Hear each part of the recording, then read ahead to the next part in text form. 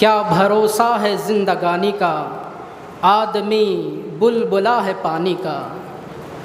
جس طرح اللہ سبحانہ و تعالی آسمان سے بارش کو برساتے ہیں، بارش نازل ہوتا ہے، زمین پر بارش کے قطرات پڑتے ہیں، ان قطرات میں جہاں پر بلبلا جنم لیتا ہے، جہاں پر کوئی بلبلا پیدا ہوتا ہے، جیسے ہی وہ بلبلا پیدا ہوتا ہے سیکنڈوں میں وہ بلبلا ختم بھی ہو جاتا ہے۔ جس طرح بلبلے کی زندگی ہے ویسے ہی انسان کی زندگی ہے۔ انسان اس دنیا میں آیا ہی جانے کے لیے ہے۔ یہ اللہ سبحانہ و تعالیٰ کا دستور اور قانون ہے۔ اللہ سبحانہ و تعالیٰ نے اس کائنات کو پیدا کیا، اور اس کائنات میں جتنے بھی بشر ہیں، جتنے بھی درخت ہیں، جتنے بھی حجر ہیں، جتنے بھی شجر ہیں، اس کائنات میں جتنی بھی سانس لینے والی چیزیں ہیں، ان تمام چیزوں کو یہ دنیا چھوڑ کے جانا ہے۔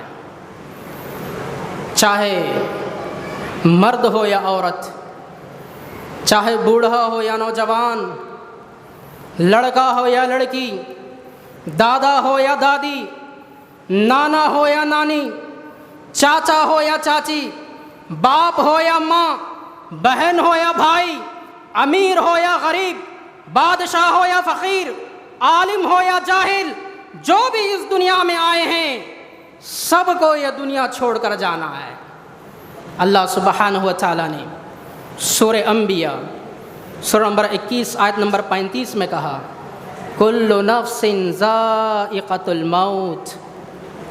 اس کائنات میں جتنی بھی جاندار چیزیں ہیں سب کو موت کا مزہ چکھنا ہے، سب کو ایک نہ ایک دن موت آ کر ہی رہنی ہے۔ اگر موت سے کسی کو رستگاری ہوتی، اگر موت سے کسی کو چھٹکارا ہوتا، اس کائنات میں بڑی بڑی جلیل القدر ہستیاں آئی ہیں۔ اللہ رب ذوالجلال کی ذات کے بعد اس کائنات میں جو ہستیاں آئیں وہ انبیاء اور رسول کی ہستیاں ہیں، لیکن موت نے انبیاء اور رسول کو بھی نہیں چھوڑا۔ بخاری کی حدیث میں آتا ہے اللہ سبحانہ و تعالیٰ نے موت کے فرشتے کو حضرت موسیٰ علیہ السلام کے پاس بھیجا۔ جیسے ہی موت کا فرشتہ موسیٰ کے پاس آتا ہے، موسیٰ جلیل القدر نبی ہیں، موسیٰ کے اندر جو جلال تھا، موسیٰ علیہ السلام کے پاس جب موت کا فرشتہ آیا، روح نکالنے کی اس نے کوشش کی تو موسیٰ علیہ السلام نے اس موت کے فرشتے کو تھپڑ مار دیا۔ اتنا ہی نہیں، مسلم شریف کی حدیث میں ان الفاظ کی زیادتی کے ساتھ کہا گیا، موسیٰ علیہ السلام نے اس فرشتے کی آنکھ کو پھوڑ دیا۔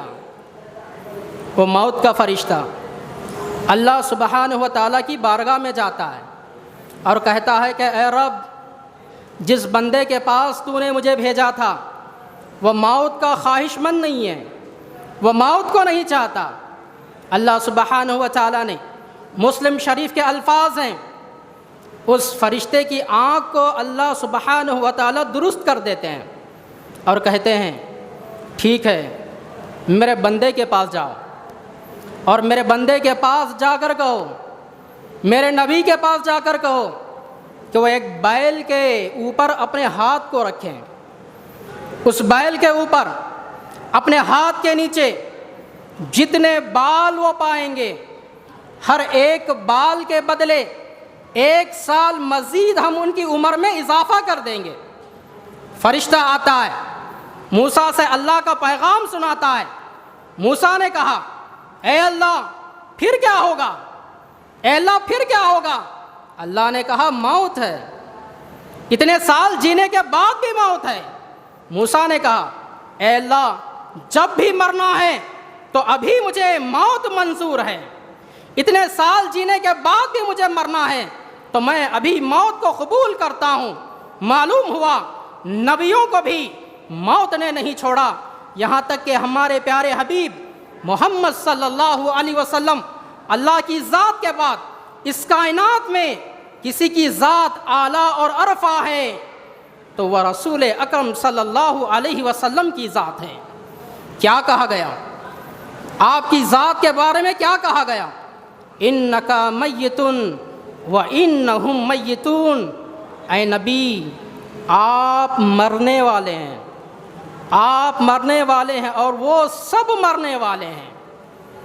موت اس سے کسی کو چھٹکارا نہیں ہے۔